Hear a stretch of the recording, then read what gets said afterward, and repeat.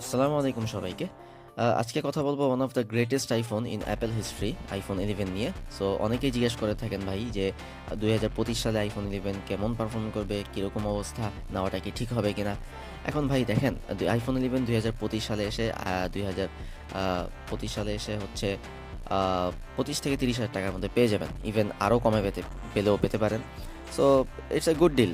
এখন কারো যদি ভালো একটি ভিডিও করার জন্য ফোন দরকার হয়, ব্লগ করার জন্য ফোন দরকার হয়, অথবা হচ্ছে ভালো কোয়ালিটির ক্যামেরা ফোন দরকার হয়, সেই ক্ষেত্রে ডেফিনেটলি আপনার আইফোন 11 ওয়ার্থ ইট, হ্যাঁ।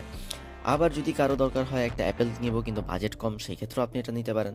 বিকজ এটার যে ব্যাটারি পারফরমেন্স এখনও আপনি স্টিল নাও 4.5 থেকে 6 ঘন্টার মতো পেয়ে যাবেন, এবং এটার ভিডিও কোয়ালিটি গুড ইনাফ। এটা এখনও কোনো ল্যাগ পাবেন না, কোনো হ্যাং করবে না, স্মুথলি চলবে, স্মুথলি ইউআই।